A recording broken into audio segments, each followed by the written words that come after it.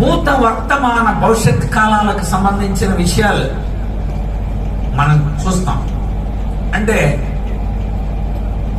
గతంలో జరిగిన కార్యాలను బట్టి మనకి కొన్నిసార్లు భయం ఉంటుంది. వర్తమాన కాలంలో ఉన్న పరిస్థితులను బట్టి మనకి బాధ ఉంటుంది. భవిష్యత్తు కాలాల గురించి మనకి ఆందోళన ఉంటుంది. ఈ మూడింటికి జవాబు దేవుడే. గతంలో చేసిన తప్పులు మనల్ని బాధ పెడుతుండే. ఎలా చేయకుండా ఉండాల్సింది, అలా చేసేసాను నేను, అయ్యో నా జీవితం ఎలా అనిపిస్తుంది, నాకు అనిపిస్తుంది, ప్రజలకు అనిపిస్తుంది, నేను అలా చేయకుండా ఉండాల్సింది అనే అపరాధ భావన మనల్ని బాధ పెడుతున్నప్పుడు దేవుడు ఎలాంటి గైడెన్స్ ఇస్తాడు? 2, వర్తమానంలో ప్రస్తుతం నేను ఈ సంసారాన్ని ఎదలేకపోతున్నా, ఈ అప్పుల నుండి బయటకు రాలేకపోతున్నా, సమాజంలో నేను తలెత్తుకోలేకపోతున్నా, మా కుటుంబ పరిస్థితి ఇది, నా వ్యక్తిగత పరిస్థితి ఇది, నేను ఇలా పైకి కనిపిస్తున్నా, లోపల మనోవేదన ఉంది, దాన్ని ఎవరు చూడగలరు, దాన్ని ఎవరు తీసివేయగలరు, నా పరిస్థితి బాగు చేయడానికి కోసం ఎవరున్నారు అని ప్రజెంట్ వర్తమానంలో కూడా ఒకవేళ మన పరిస్థితులన్నీ భిన్నమైపోయి, సమస్యలు పెద్దవైపోయి, అవి చాలా ఎక్కువైపోయి, సహాయం లేక వేదన చెందుతున్నప్పుడు వర్తమానంలో మనకు అద్భుతమైన కృపనిచ్చే దేవుడు ఎంత గొప్పడో ఇందులో మనం చూస్తాం. ఇక భవిష్యత్తు ఎలా ఉంటుందో తెలియదు. చాలా ఉద్యోగాలు ఆగిపోతాయి. ఈ ఆర్టిఫిషియల్ ఇంటెలిజెన్స్ వచ్చిన దగ్గర నుండి అప్పుడే 23 ఉద్యోగాలు పెండింగ్ పడ్డాయి.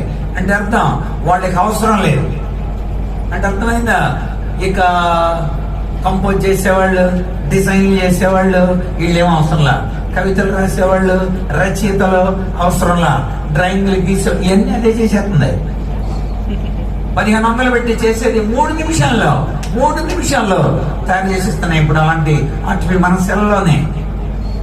సో అందుచేత మరి భవిష్యత్తు ఎలా ఉంటుందో, ఈ తెలివితేటలు కలిగిన కంప్యూటర్లు వచ్చినప్పుడు, సో ఒకప్పుడు మనము పొలాల్లో మనం నాట్లు వేసేవాళ్ళం, ఇప్పుడు ఎవరు వేస్తున్నారు? మిషన్లు వేస్తున్నాయి. ఒకప్పుడు కోత మనం కోసేవాళ్ళం, ఇప్పుడు ఎవరికి వస్తున్నారు? మిషన్లకు వస్తున్నాయి. ఒక 300 మంది చేసే పనిని ఒక్క మిషన్ చేసేస్తుంది, ఒక్క రోజులో చేసేస్తుంది. శ్రమ తగ్గిస్తుంది అనిపిస్తుంది, కానీ మనుషుల బతుకులు నాశనం అయ్యాయి. పనులు లేక ఇబ్బంది అయిపోయినాయి. కరోనా వచ్చింది, నాశనం చేసింది, ఇంకా నాశనం కొనసాగుతుంది. ఇలాంటి పరిస్థితుల్లో మన భవిష్యత్తు ఎలా ఉంటుంది అనే ఒక భయం, ఆందోళన మన జీవితాల్లో ఉన్నప్పుడు ఈ కీర్తన మనకు అద్భుతమైన జవాబిస్తుంది. ఇంకా దేవుని యొక్క గైడెన్స్ అవసరం. చదువుదాం 25వ అధ్యాయం. చూడండి, అక్కడ మొట్టమొదట దేవుని యొక్క రాజుగారండి, దావీదు రాజుగారికి మంచి ఆలోచన, మంచి తెలివి కలిగి ఉన్నాడు, చాలా క్రియేటివిటీ, దేవుడు మంచి సృజన ఇచ్చాడు, చాలా నిర్మాణాత్మకంగా ఎదిగాడు, చాలా కష్టాల్లో నుండి బతికాడు, మనకులాగానే అన్ని యొక్క శ్రమల్లో నుండి బయటకు వచ్చాడు. ఒకప్పుడు రాజుగారి ఇంట్లో ఉన్నా అన్ని శ్రమలే. శ్రమల గుండా వెళ్ళినోడికి తెలుస్తుంది అసలు పోవండి ఏంటో, కష్టపడినోడికి తెలుస్తుంది అసలు భోజనం యొక్క అర్థం ఏంటో.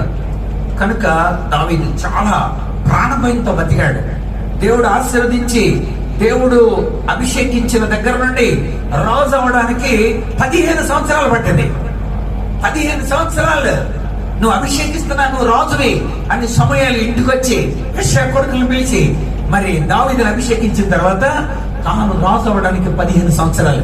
ఈ 15 సంవత్సరాలు వేదనే, బాధే, అవమానమే, చింత, నిరీక్షణ, అసలు క్షణక్షణం భయం. కానీ అలాంటి పరిస్థితుల్లో నిలబడగలిగాడు. అందుకే దావీదు ఈ కీర్తన రాయగలిగాడు. ఈ కీర్తన ఎందుకు రాయగలిగాడు అంటే తన అనుభవం ఇది, తన జీవితం ఇది. దేవుడు భూత వర్తమాన కాలాల్లో భవిష్యత్ కాలాలైన ఉంటాడు. యేసుక్రీస్తు చెప్పాడు. ప్రకటన గ్రంథం 1వ అధ్యాయం 8వ వచనం ప్రకారం అక్కడ రాబడింది, ఆది అంతము నేనే, వర్తమాన భూత భవిష్యత్ కాలాల్లో ఉండువాడను, ఆల్ఫా ఒమేగా, ఆది అంతం నేనే అన్నాడు. అంటే దేవుడు గతంలో ఉన్నాడు, ఇప్పుడు ఉన్నాడు, ఫ్యూచర్ లో కూడా ఉంటాడు. అంతే. అందుచేత ఆయన గతాన్ని, నేను పుట్టక ముందు మా తల్లిదండ్రులు ఎలా ఉన్నారు నాకు తెలియదు, కానీ దేవుడు తెలుసు. నేను తర్వాత ఎలా ఉంటానో దేవుడికి తెలుసు. ఇప్పుడు ఎలా ఉన్నానో దేవుడికి తెలుసు కనుక సమస్తాన్ని ఎరిగిన దేవుడు. అలాంటి దేవుని యొక్క మార్గదర్శకత్వం కోరుకుంటున్నాడు దావీదు. ఇది మొట్టమొదటి మనం చేయాల్సింది. ఆ దేవుడు, అలాంటి దేవుడు ఎలాంటి వాడో సిగ్గుపడనీయాడు, తన బిడ్డల్ని సిగ్గుపడనీయాడు. అందుకనే మమ్మల్ని సిగ్గుపడనీయకు నాయనా, నీ దిక్కుకు చూచి నా ఆత్మను ఎత్తుకుంటున్నాం, నీ వైపే చూస్తున్నాం. అంటే దేవుని వైపు చూడాలి మీరు, ఆయన మార్గదర్శకత్వం వైపు చూడాలి, ఆయన నడిపించే తీరు వైపు చూడాలి. ఆయన నడిపించే దేవుడు అంటే ఆయన నడిపింపులోకి వెళ్ళాలి మీరు. అందుచేత మన సొంత ఉద్దేశాలు కాదు. అందుకే 4వ వచనంలో యెహోవా నీ మార్గములను, అది అంటే ఏంటి, నీ మార్గదర్శకత్వం నాకు చెప్పు, నీ మార్గంలో నేను నడుస్తా. ఇది మనం కోరుకోవాల్సిన మొట్టమొదటి విషయం. దేవుడు చెప్తున్నాడు, కానీ కొంతమంది ఎట్లా. ఇర్మియా గ్రంథం ఒకసారి చూడండి, 7వ అధ్యాయం. ఇర్మియా గ్రంథం 7వ అధ్యాయంలో యోధా వారు కూడా ఇలాగన్నారు. చదువుతున్నాను చూడండి. ఇర్మియా గ్రంథం 6వ అధ్యాయమే 16వ వచనం.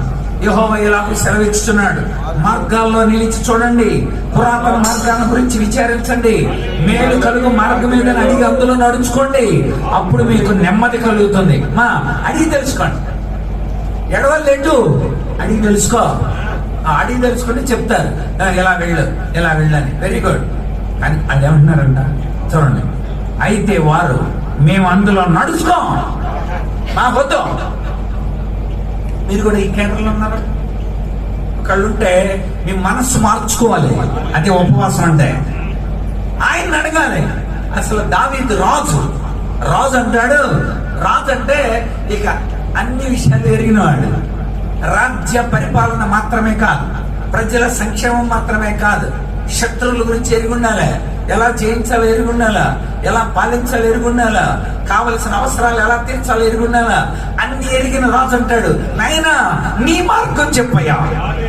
ఎందుకంటే మా మార్గాలు మాకు తెలియదు అంటే దేవుని మార్గాలు అడిగి తెలుసుకోవాలా, అవి అర్థం కావు. రోమాపత్రిక 11వ అధ్యాయానికి రండి. అక్కడ పౌలు చెప్తేలాగన్నాడు 33, రోమాపత్రిక 11:33, దేవుని బుద్ధి జ్ఞానముల బాహుళ్యం ఎంత గంభీరము, ఆయన తీర్పులు శోధింపని ఎంత అసఖ్యములు, ఆయన మార్గములు అగమ్యములు అంటానండి. దాని అర్థం ఏంటంటే 1 కింద రాశాడు, ఆయన జాడలు పట్టణ అసఖ్యములు. అంటే దేవుడు ఇలా నడిపిస్తాడు రా అని తెలియదు, అంత బాగా నడిపిస్తాడు. ఇది మన కన్నులకు ఆశ్చర్యమే, ఇది మన కన్నులకు ఆశ్చర్యం. దేవుడు నడిపించే తీరు అంత గొప్పది, మనం పట్టలేం. ఒక ఉదాహరణ చెప్తాను.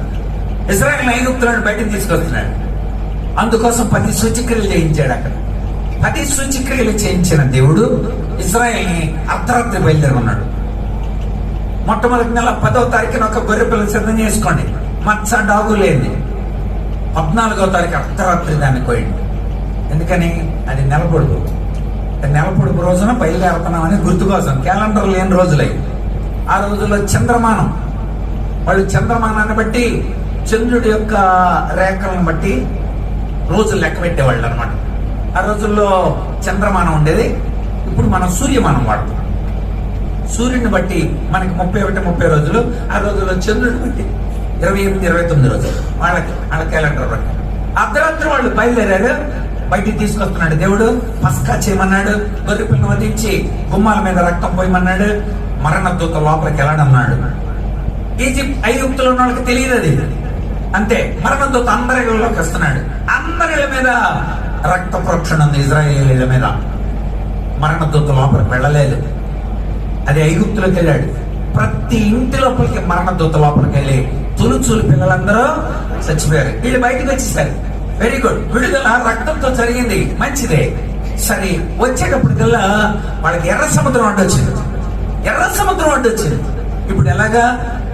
అందరూ ఆందోళన, మనం దీనికి ఇందులో పడి సావటానిక. చూసారా, ఆయన మార్గములు అగమ్యములు. తెలియదు వాళ్ళకి, ఏం చేస్తాడు తెలియదు వాళ్ళకి. ఈ లోపల ఫరో సైన్యం వచ్చేస్తుంది.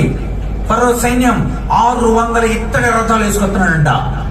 ఇత్తడి రథాలను వరుసగా నిలబెట్టి ఇజ్రాయెల్ మీదకు పోనిస్తే ఒక్కడు కూడా మిగలడు, అందరూ చచ్చిపోతారు ఆ రాత్రి. వాళ్ళంతా మహాసైన్యంతో వస్తుంటే ఆ దుమ్ము ఆకాశానికి లేస్తుందంట. అలా కనబడుతుంది దుమ్ము. ఆ నెల పొడుపు టైంలో ఆ కొద్ది వెలుగు కనపడతా ఉంది. ఒక పక్కన ఫరో వచ్చేస్తున్నాడు, ఆందోళన, భయం, ఏం జరుగుతుంది? నిజమే, ఈ లోపల అందరూ తిరుగుబాటు చేశారు. మనం ఆగలేము, దేవుడి కార్యాలు చూడటానికి ఎదురు చూడం. ప్రభువా నాకు చెప్పు, గతంలో 10 సూచక్రియలు చేసినవి, ఇప్పుడు ఈ సూచక్రియ కూడా నువ్వు అంతా మమ్మల్ని అప్పగించుకుంటున్నావు నాయనా అని అనలా. మోషేకెళ్ళి తిరిగాడు, ఎందుకు తీసుకొస్తున్నావా? ఇందులో పడి చావడానిక? ఫరో రథాల కింద పడి చావడానిక? ఇందులో పడి చచ్చే బదులు ఫరోతో మేము వెళ్ళి చేతులు కలుపుతాం. అయ్యా తప్పైపోయిందా, వెనక్కెళ్ళిపోతాం మేము, క్రైస్తవ్యంలో ఉండవు. ఇదేనా మీరు నేర్చుకునే మార్గదర్శకత్వం? ఇదేనా మీకు 10 సూచక్రియలు చేసింది? ఎందుకు చేయించాడు? మోషేని ఎందుకు ట్రైనించాడు? మోషే ద్వారా ఎందుకు నడిపించాడు? ఎందుకు ఫిలిప్పై గారి ద్వారా దేవుడు మందిరాలను కట్టించాడు, సహవాసాలు పెట్టించాడు? దేవుని నమ్మని ప్రజల్లాగా మనం బతకాలనా? నో. దేవుని మార్గదర్శకత్వం కోరుకోవాల. దేవుడు అక్కడ చెప్పాడు. అక్కడే కాదు, కొత్త నిబంధనలు చూపిన యోహాను సువార్త 11వ అధ్యాయం. యేసు ప్రభు బతికించడానికి, లాజరును బతికించడానికి వచ్చాడు. వస్తే అక్కడున్న ప్రజలు ఇలా అన్నారు. ఏమన్నారు తెలుసా? 32వ వచనం. ఆ గుడ్డివాడి కళ్ళు తెరిచినట్టు ఆ గుడ్డివాడిని బాగు చేసినాడు, సావకుండా ఆపలేడా అన్న. చూసారా అక్కడ చూడండి, అక్కడ ఏమన్నారు? 37వ వచనం, 11:37. వారిలో కొందరు ఆ గుడ్డివాని కళ్ళు తెరిచిన ఈయన ఇతన్ని చావకుండా గుడ్డివాని కళ్ళు తెరవటం చూశారు, కానీ చచ్చిపోయినండి లేపుతారని నమ్మలేకపోతున్నారు. 10 సూచక్రియలు చూశారు, మందిరాలను చూశారు, సహవాసాలను చూశారు, దైవజనులను చూశారు, పాటలు చూశారు, ఇతర దేశాలు తిరుగుతున్న దైవజనుల సాక్ష్యం చూశారు. ఇంకా నమ్మకుండా, ఇంకా బాప్తిసాలు పొందకుండా, ఇంకా దేవుని యొక్క మార్గదర్శకత్వం కోరకుండా ఉంటే నీకే ఈరోజు అనుమానం పడుతున్న నీ జీవితం, నేను ఎందుకు ఇలా ఉన్నాను అని ఒక బాధపడుతున్నావా? లేదు, నీ మార్గదర్శకత్వం ఇవ్వడానికి కోసం ఈ లోకానికి వచ్చాడు. ఆయన మనల్ని నడిపించడానికి వచ్చాడు. అందుకే దావీదు అన్నాడు, ప్రభువా నీ మార్గంలో నేను నడుస్తాను. చిత్రమైన విషయం ఏంటంటే, దావీదు పరిపాలన కాలం 40 సంవత్సరాలు టాప్ కాలం, స్వర్ణయుగం. ఎందుకంటే 40 సంవత్సరాలు దావీదు పరిపాలనలో విగ్రహారాధన జరగకుండా జాగ్రత్త పడ్డాడు దావీదు. అందుకే నాకు చాలా ఇష్టం రాబాయ్ అని అన్నాడు. ఆ టైంలో ఏం జరిగిందో తెలుసా? అసలు సహజంగా రాజు గారు చెప్పాలి, రే మరి మనంతా పండుగ చేయడానికి కోసం. ఆ రోజుల్లో పురుషులు సంవత్సరానికి 3 సార్లు 3 పండుగలు ఉన్నాయి, కీలకమైన పండుగలు. ఆ 3 పండుగలకి పురుషులు అందరూ వెళ్ళాలి దేవాలయంలోకి. 3 సార్లు ఖచ్చితంగా అందరూ కనబడాలి, తమ కుటుంబాల గురించి దేవుడికి చెప్పుకోవాలి. అలా 3 సార్లు దేవుడు పెట్టాడు. సహజంగా రాజు ఆజ్ఞాపిస్తాడు, అందరూ రెడీ ఉండరా దేవుని ఆరాధించడానికి. కానీ చిత్రమైన విషయం అంటే తెలుసా? 122వ కీర్తన. 122వ కీర్తన మనం చదివితే రాజుగారి దగ్గరికి ప్రజలు వచ్చారు. ప్రజలు వచ్చి వాళ్ళు అంటున్నారు ఏమని? యెహోవా మందిరమునకు వెళ్ళుదామని జనులే నాతో అన్నప్పుడు నాకు చాలా సంతోషం కలిగింది. ఎవరన్నారు నీ మాట? రాజుగారు మీరు బిజీగా ఉన్నారేమో, లేదు మీరు పరిపాలనలో ఉన్నారేమో, లేదు ఖచ్చితంగా రావాల్సిందే, అందరం వెళ్తాం. చూసారా దేవుని యొక్క ఎందుకు వెళ్ళాలి మనం? అక్కడ చెప్తాడు చూడండి, ఎవరు వెళ్ళాలి అక్కడ? 8వ వచనం, నా సహోదరుల నిమిత్తము, నా సహవాసముల నిమిత్తం. నా సహోదరులతో నేను వెళ్తా, నా సహవాసంతో నేను వెళ్తా దావీదు చెప్తున్నాడు. ఎస్ అంటే నా సహోదరులతో సహవాసం కావాలి, నాకు నా సహోదరులతో కావాలి, నా సహవాసులతో కావాలి. అంతేకాదు అక్కడికి వెళ్ళి నేను ఏం చేస్తా? 4వ వచనం, శాసనాలను బట్టి యెహోవా నామానికి కృతజ్ఞతాస్తుతులు చెల్లిస్తా, గోత్రాలను బట్టి ఎక్కి పైకి వెళ్తా. అందుకోసం కావాలా? That is the guidance. దేవుడు ఈ రోజు ఎక్కి పైకి వెళ్తా, గోత్రాలను బట్టి దేవుని పిల్లలు ఎక్కి వెళ్తారు. అర్థమైందా? గాడిదలు దాసులు కింద ఉంటారు. అబ్రాహాము వెళ్తున్నాడు కొడుకుని బలివ్వడానికి. కొండ దగ్గరకు వచ్చిన తర్వాత అన్నాడు, మీరు ఇక్కడే ఉన్నాడు. ఎవరెవరు అన్నాడు? గాడిదల్ని, ఇద్దరు దాసులు. మీరు ఇంకా దాసులేనా? కొండ కింద పడి ఉంటారు అంతే. మీరు ఒకవేళ అక్కడ హెన్రీ మ్యాథ్యూ చక్కగా చెప్తాడు, 2 పోలికలు ఇచ్చాడు. గాడిదల్ని దేంతో పోల్చారంటే వాళ్ళు వాచర్స్, అంటే అలా చూస్తూ ఉంటారు అన్నమాట. అమ్మగారు మాట్లాడుతుంటే అలా చూస్తూ ఉంటారు. వెస్లీ గారు సాక్ష్యం చెప్తుంటే చూస్తూ ఉంటారు. ప్రభుదాస్ గారు మాట్లాడుతుంటే చూస్తూ ఉంటారు. ఫిలిప్పై గారు నడుతుంటే చూస్తుంటారు అంతే. ఎప్పుడు చేయరాళ్ళు, ఎప్పుడు చేయరాళ్ళు వాచర్స్ చూస్తా ఉంటారు. రెండవది దాసులు. వాళ్ళు ఆలోచిస్తూ ఉంటారు. అబ్బా అసలు కానీ ఎంత బాగా చూపించాడు, మో చిక్కమని గారు, మో కొత్త సింగర్, అమ్మో నువ్వు మరి నీ బతుకు ఆళ్ళైనా తలుసుకుంటూ బతకడమే.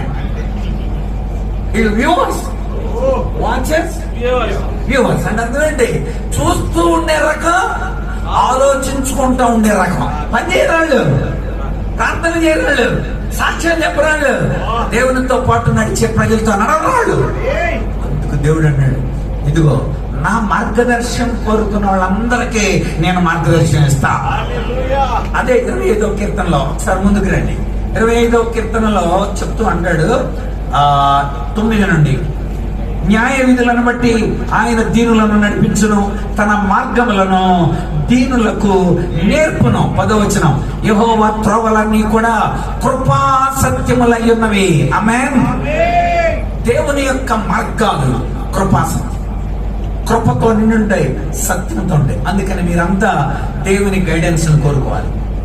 ఎన్నోసార్లు దావీదు పారిపోయిన కాలాలు ఉన్నాయి, కుటుంబం సంక్షోభం చెందిన కాలాలు ఉన్నాయి, అరణ్యాల్లో బతికిన కాలాలు ఉన్నాయి, రాజ్య పరిపాలన కాలాలు ఉన్నాయి, తాను భయపడిపోయి అర్ధరాత్రి మరి సింహాసనాన్ని విడిచిపెట్టి వెళ్లిపోయిన కాలాలు ఉన్నాయి, పాపాన్ని ఎదుర్కొన్న కాలాలు ఉన్నాయి, దేవుని ద్వారా విజయాలు పొందిన కాలాలు ఉన్నాయి. వీటన్నిటికీ కూడా దేవుడే నడిపించాడు. ఆమేన్. మరి అది నమ్మారా మీరు? అలాంటి దేవుడు, ఆ దేవుని యొక్క లక్షణం ఇక్కడ చెప్పాడు. 8వ వచనం, యెహోవా ఉత్తముడు యథార్థవంతుడే అన్నాడు. ఉత్తముడు అంటే ఏంటో తెలుసా అండి? God is good. దేవుడు మంచివాడు. అందరూ చెప్పండి, మళ్ళీ చెప్పండి. దేవుడు మంచివాడని ఎప్పుడు అంటారు మీరు? చెప్పండి. దేవుడు మంచి పని చేసిన, వెరీ గుడ్, బాగా చెప్పారు. దేవుడు అంటే దేవుడు చేయకపోతే మంచిది కదా. లాజరును చచ్చిపోయేంత వరకు ఆ యొక్క జబ్బు తగ్గల, దేవుడు మంచోడు కదా. మాట్లాడలేదు, చచ్చిపోయేదాకా జబ్బు తగ్గల అంటే జబ్బు తగ్గినంత మాత్రాన దేవుడు చెడ్డోడు అయిపోడు. లాజరు భక్తిహీనుడు కాకపోడు అంటే అర్థమేంటి? లాజరు భక్తిహీనుడు కాదు, భక్తిమంతుడే. మీరు అలా అంచనేయగలడు. ఆయన మార్గములు అగమ్యము, ఆయన మార్గములు అగమ్యము అవి తెలుసుకోవాలి. నా ప్రజలు కృపా సత్యముతో కూడిన మార్గాలను కోరుకుంటారు, మనం కూడా కోరుకోవాలి. దేవుడు అన్నాడు, నేనే నీకు బోధిస్తా. 32వ కీర్తన 8వ వచనం, 32వ కీర్తన 8వ వచనం, ఐ విల్ టీచ్ యూ, నేను నీకు ఉపదేశం చేసేదను, నీవు నడవలసిన మార్గాన్ని నేను నీకు బోధించేదను, నీ మీద దృష్టి ఉంచి, అది నీ మీద నేను దృష్టి పెట్టి నిన్ను ఆలోచన చెప్తున్నా. కనుక మన ఇష్టం వచ్చినట్టుగా నడవటం దేవుని మార్గం అనుకోకూడదు. మన సొంత మార్గాల్లో నడుస్తూ ఇది దేవుడి చిత్తం అని అనకూడదు. ఒక అమ్మాయి ఇలా అంది, నేను అన్ని చేసుకుంటాను. మాస్టర్ గారు వచ్చి చెప్పారు, కొంచెం అమ్మాయి కౌన్సిలింగ్ ఇవ్వాలండి. సరే కూర్చోబెట్టుకున్నాను. ఏంటమ్మా అని ఒక ఎన్జిఓతో ఫోన్ చేసి చెప్పించాను. ఎన్నలా ఒక పోలీస్ ఆఫీసర్తో చెప్పించాను. వెనలా ఒక టీచర్ ఫోన్ చేసి ఆ టీచర్తో చెప్పించాను. వెనలా నేను సైకాలజిస్ట్ గా చెప్పాను. వెనలా అందే నేను అతన్ని ప్రేమించడం దేవుడి చిత్తమే. మర్చిపోయింది అంటే ఎలాగమ్మా, ఎలా దేవుడి చిత్తం అంటే వెంటనే పరమగీతాల్లో నుండి ఒక వాక్యం చూపించేది. పరమగీతాలు, నా ప్రియుడు నన్ను వెతుకుతూ వస్తున్నాడు, నేను ఈ లోపల నిద్రపోతున్నాను, అతడు తలుపు తట్టాడు, నేను గమనించలేదు, ఆ యొక్క తలుపు సందుల్లో నుండి వేడి పెట్టి నన్ను పిలవపోయాడు, నేను గమనించలేదు, అతడు వెళ్ళిపోయాడు. ఇప్పుడు నేను వెతుకుతున్నాను, అతడు నాకు కనిపించట్లా, అతడు నాకు ప్రపోజ్ చేశాడు, అప్పుడు నేను ఇప్పుడు అతను పెళ్లి అయిపోతుంది కనుక అతను నేను పెళ్లి చేసుకోవాలి, ఇది దేవుడి చిత్తం అందే. చూసారా, ప్రతి ఒక్కడు తమ సొంత మార్గాలు పెట్టేసుకొని కామాతురత్వాన్ని దేవుని మార్గంతో కలిపేశారు. అంటే యోధా పత్రిక అది కాదని అలా చెప్పాను, మీకు అర్థం అవుతుంది. యోధా పత్రిక మొదటి అధ్యాయం 4, మీలో కొందరు రహస్యంగా చొరబడ్డారు, కామాతురత్వానికి వారు భక్తిహీనులై దేవుని కృపని కామాతురత్వానికి కలిపేశారు వాళ్ళు. అర్థమైందండి? దేవుని కృపని కామాతురత్వానికి దుర్వినియోగపరుస్తున్నారు, దేవుని మాటలని తమ సొంత విషయాలకి కలిపేశారు. అప్పుడు నేను ఒక చిన్న విషయం గుర్తు చేశాను. ఒకసారి సండే స్కూల్ టీచర్ పిల్లల్ని అడిగింది, మీకు అర్థం కావడానికి ఉదాహరణ చెప్పాను, ఆమెకు వేరే చెప్పాను, అర్థం కావడానికి. పిల్లలు చెప్పండి రా, అబద్ధాలు ఆడొచ్చా? ఆడకూడదు టీచర్. ఎక్కడుంది బైబిల్లో? బూతులు ఆడొచ్చా? ఆడకూడదు టీచర్. ఎక్కడుంది బైబిల్లో? చూపించాలి. దొంగతనం చేయొచ్చా? చేయకూడదు. ఎక్కడుంది? టీచర్ వరుస చెప్తున్నారు. టీచర్ మళ్ళీ అడిగింది సీరియస్ గా, పిల్లి తోక లాగొచ్చా? పిల్లి తోకని మనం లాగొచ్చా? లాగకూడదు. ఎక్కడుంది బైబిల్లో? లాగొచ్చాను అనుకోండి, ఎక్కడుంది బైబిల్లో అంటారు. చివరికి ఒక పిల్ల లేచిపోయి పిల్లి తొక్క లాగకూడదు టీచర్. వెంటనే టీచర్ క్యాజువల్ గా ఎక్కడుంది బైబిల్లో? వెంటనే నా పిల్ల ఇలా ఎతికి మత్తయి సువార్త 19వ అధ్యాయం 6లో టీచర్ చదువు, దేవుడు జతపరిచిన దాన్ని మనుషుడు వేరు చేయకూడదు, దేవుడు పిల్లికి తోకను జతపరిచాడు, దాన్ని వేరు చేయకూడదు.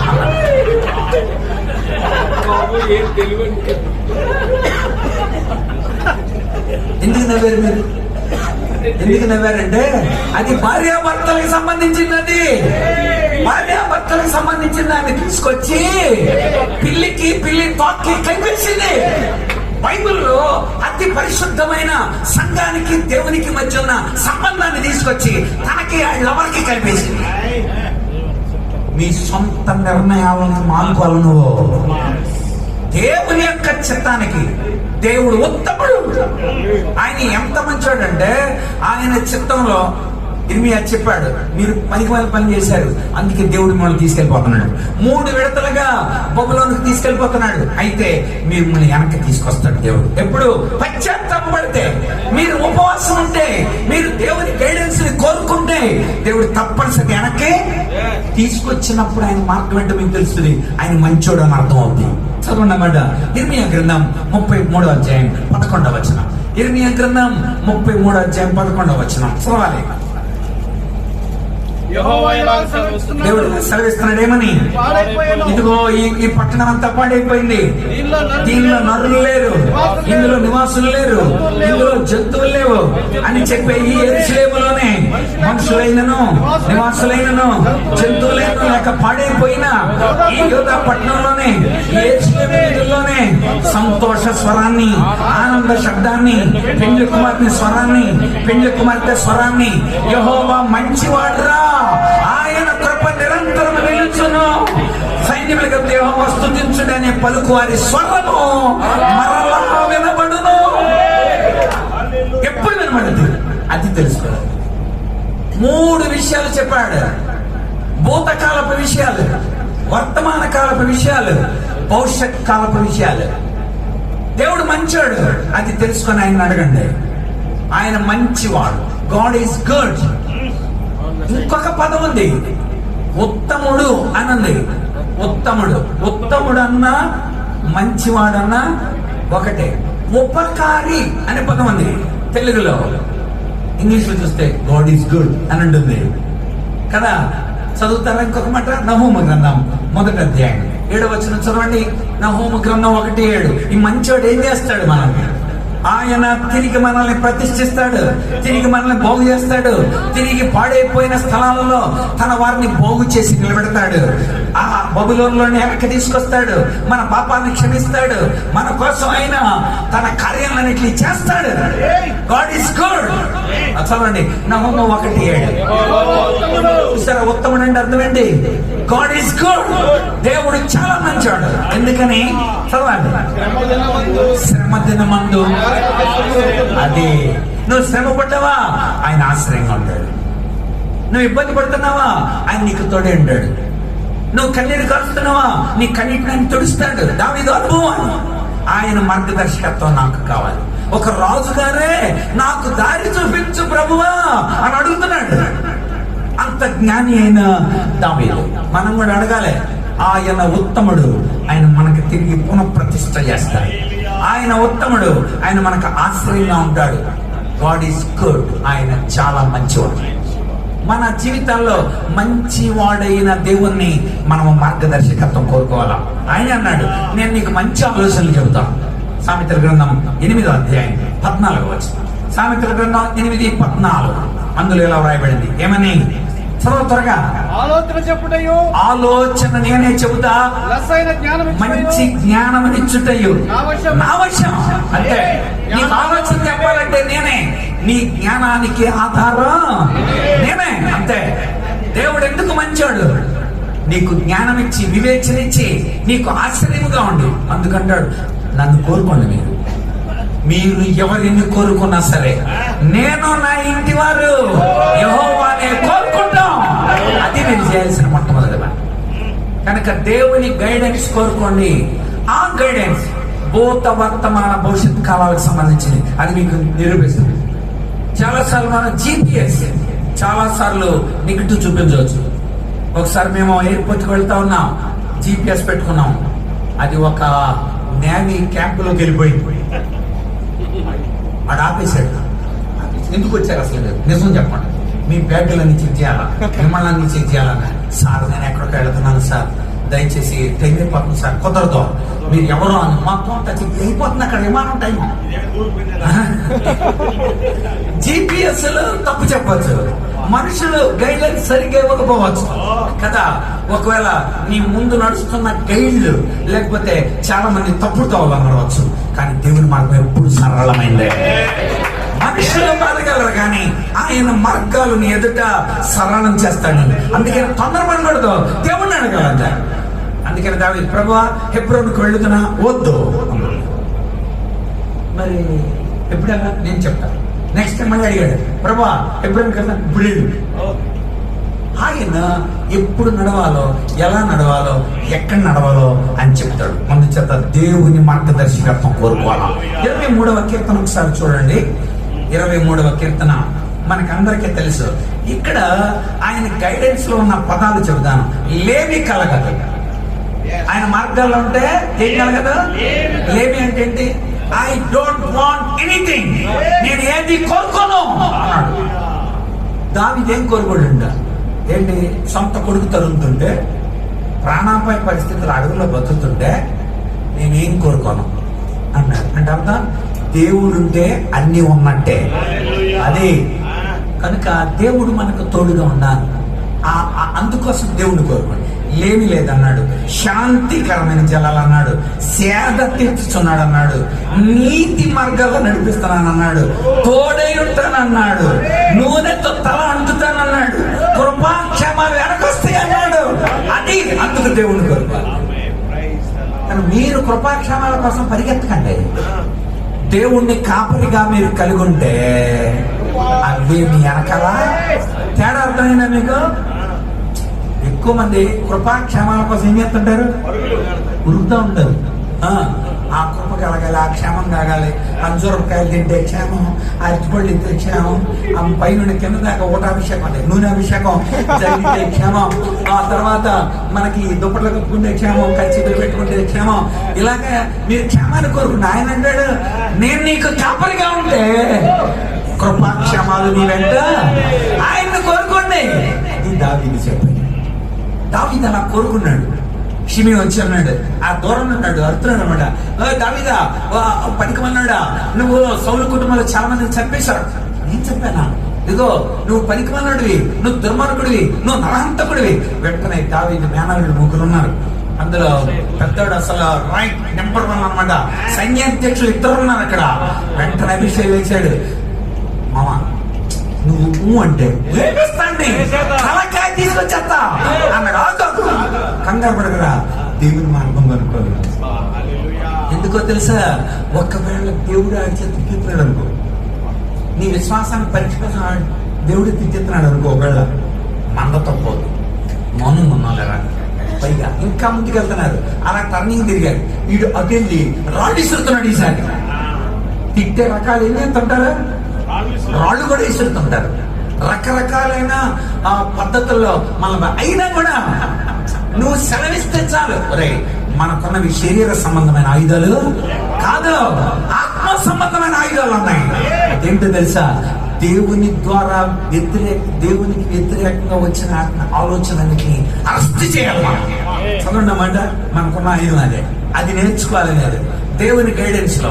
కొరింథీ 2వ పత్రిక 10వ అధ్యాయం 3 నుండి, మేము శరీరదారులమే నడుచుకొనుచున్నాను, శరీర ప్రకారం యుద్ధం చేయం. శరీర ప్రకారం యుద్ధం చేయం. మా యుద్ధోపకరణాలు శరీర సంబంధమైనవి కాదు. శరీర సంబంధమైన ఆయుధాలు మాకు లేవు. ఆ తర్వాత దేవుని ఎదుట దుర్గావన సైతం పడద్రోయ జాలినంతటి బలమైన ఆయుధాలు ఉన్నాయి మాకు. దేవుడి ద్వారా అది ఎరుకొని చుట్టూరు తిరిగారు, కోట గోడలు కూలిపోయింది అని చాలా సార్లు చెప్పుకుంటారు కదా. విషయం చెప్తాను వినండి. ఎరుకో గోడలు ఎంత బలమైనవో తెలుసా? ఒక్క గోడ మీద 10 రథాలు వెళతాయి. రథాలు పక్క పక్కన పెడితే 10 రథాలు నిలబెట్టగలిగినంత పెద్ద గోడ. ఆ గోడ మీద అదే ఎరికోకి టాప్ అనమాట. గొప్పగా చెప్పుకునేది ఎరికో గోడ మీద కాలనీ ఉంది.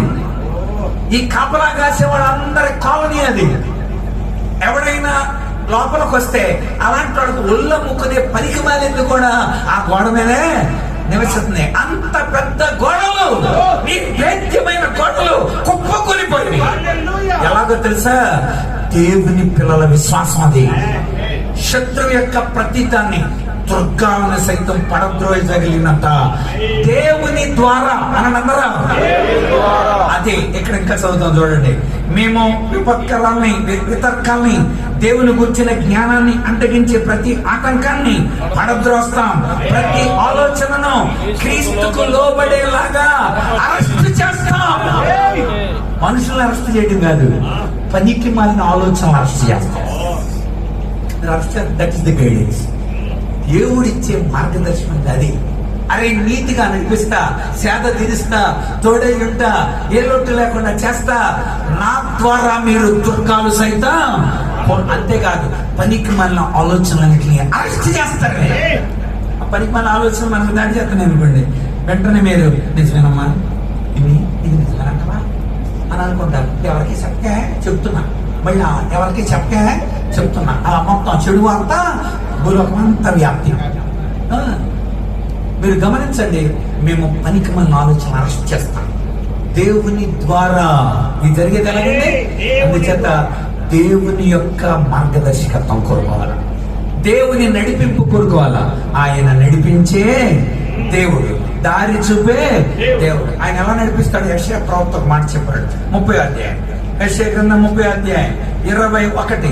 మీరు కుడి తట్టైనా ఎడమ తట్టైనా ఒకవేళ తిరిగితే ఇదే త్రోవ, ఇందులో నడవండి అని నీ వెనక నుండి ఒక శబ్దము నీ చెవులకు వినబడుతుంది.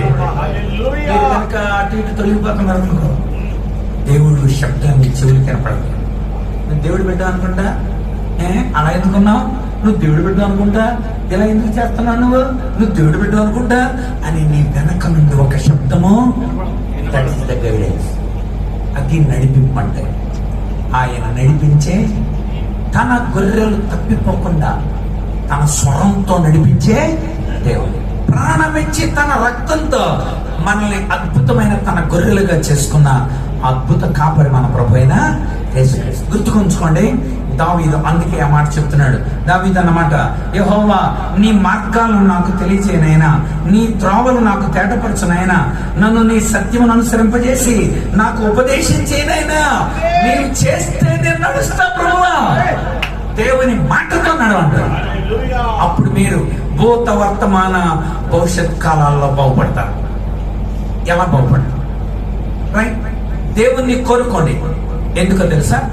ఆయన మనల్ని నడిపించే. రైట్. ఇప్పుడు 3 కాలాల గురించిన విషయాలు చూద్దాం. దేవుడు గత కాలానికి సంబంధించి ఎలా మేలు చేస్తాడు? అది గడిచిపోయింది కదండి, ఎలా మేలు చేస్తాడు? రైట్, చదువుదాం మనం. 6వ వచనం, 7వ వచనం, 11వ వచనం. యెహోవా నీ కరుణాతిశయములను జ్ఞాపకం చేసుకునైనా, నీ కృపాతిశయాలను జ్ఞాపకం చేసుకునైనా, అవి పూర్వం నుండి ఉన్నవే కదనైనా. నా బాల్య పాపాలని, నా అతిక్రమాలని జ్ఞాపకం చేసుకోకనైనా, నీ కృపను బట్టి నీ దయ చొప్పున నన్ను జ్ఞాపకం చేసుకునైనా. 11. యెహోవా నా పాపము బహు ఘోరమైంది ప్రభువా, నీ నామాన్ని బట్టి దాన్ని క్షమించు ప్రభువా. ఉపవాసంలో ఈ 4 విషయాలు గుర్తుంచుకోవాలా. ఆయన నడిపించే దేవుడని తెలుసుకోవాలి. రెండవది, మనం గతంలోకి వెళ్ళాం, ఒక్కసారి వెనక్కి తీసుకున్నాం. చాలా తప్పుడు పనులు చేశాం. మనం తప్పుడు పనులు చేశాం. ఇప్పుడు దావీదు అంటాడు, ప్రభువా నన్ను గతం బాధిస్తుంది, నేను చేసిన తప్పుడు పని నన్ను బాధపడుతుంది.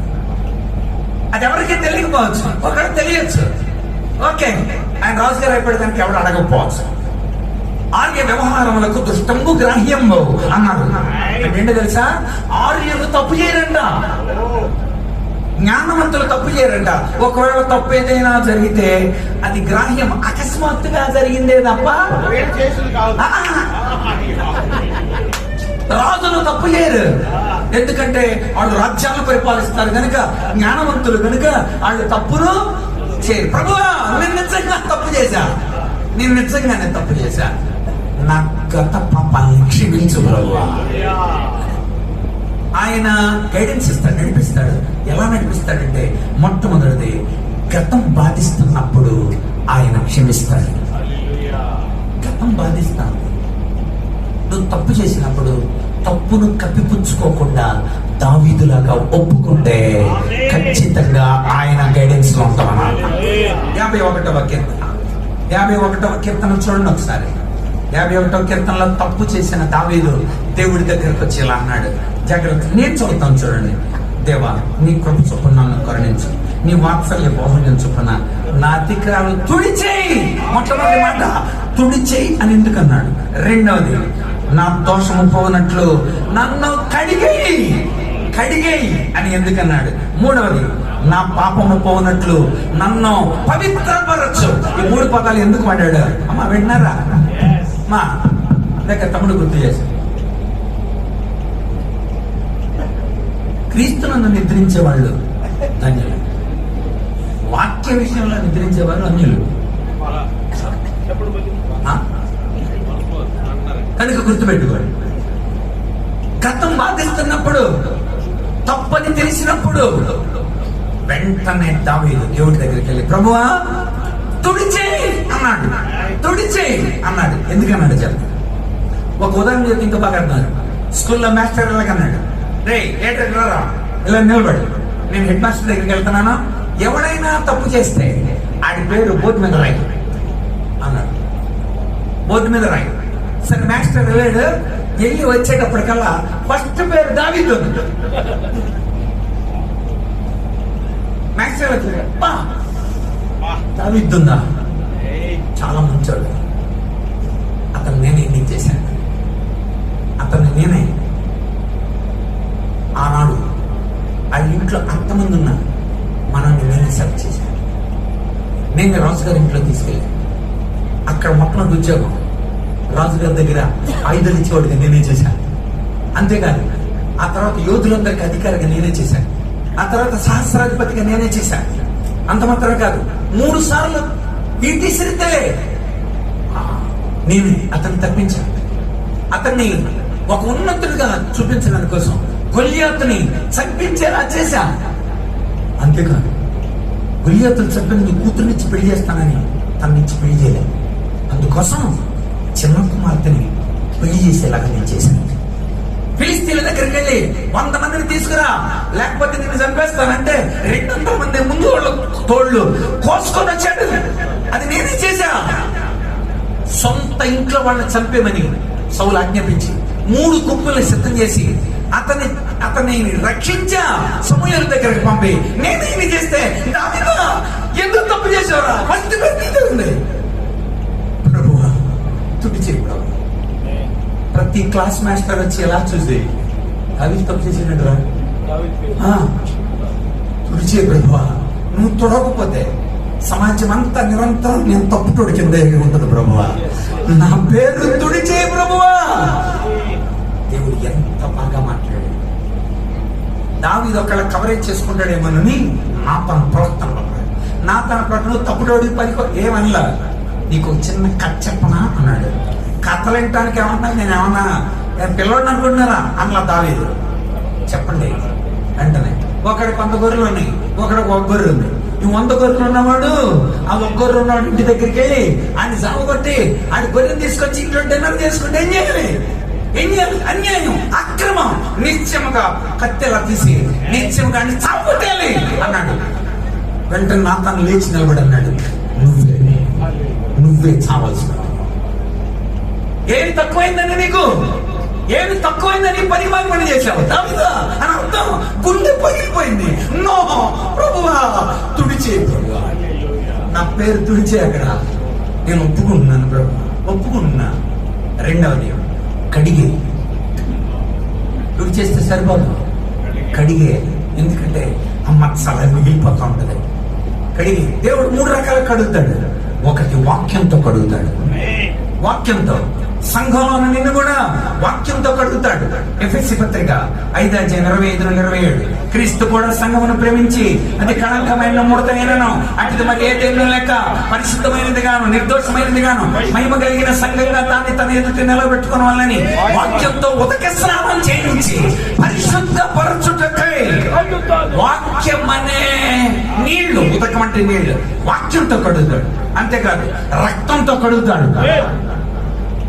రక్తంతో కడుగుతాడు. ఆ లక్షణం లోపల జీర్ణించుకుపోయింది నీకు. నీ రక్తంలో ఉన్నది రక్తంలో నుండి కట్ చేయాలి. తన రక్తంతో డయాలసిస్ చేయాల. ఒప్పుకుంటున్నావుగా? యోహాను 1 పత్రిక 1:9 వచనం. మన పాపములను మనం ఒప్పుకొని ఎడలా ఆయన నమ్మదగిన వాడు నీతిమంతుడు కనుక ఆయన మన పాపాలను క్షమించి సమస్త దుర్నీతి నుండి మనల్ని పవిత్రులుగా. 7వ వచనం 9వ వచనం. కనుక అంటాడు ప్రభువా, ఒకటి తుడిచేయి, రెండవది కడిగి, మూడవది పవిత్రపరచు ప్రభువా అన్నాడు. ఎందుకన్నాడు తెలుసా? గుడారంలో ఎలాంటి సేవ చేయాలో సేవకుల కంటే యాజకులకి టైం టేబుల్ నిర్ణయించింది ఎవరో తెలుసా? దావీదే. యాజకుల క్రమం పెట్టి ఆ క్రమం తరగతులు ఉండరు, తరగతులు పెట్టాడనమాట. ఒక్కొక్క తరగతిలో కొంతమంది యాజకులు ఉంటారు. ఆరోను తరగతి. ఇప్పుడు మీరు అక్కడ చదవండి, మనం లూకాసు వార్తలకు వచ్చినప్పుడు జకర్యా ఆహారంలో తరగతి. ఆ క్రమం ప్రకారం వాళ్ళు వచ్చి చేయాలి. సంవత్సరానికి 2 సార్లు ఉంటాయి పేర్లు, 2 సార్లు చేయాల్సి ఉంటుంది అనమాట. వాళ్ళు వచ్చి క్రమం ప్రకారం.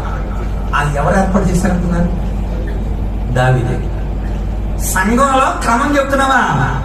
నువ్వు అక్రమంగా నడుస్తున్నావా? దావీదా.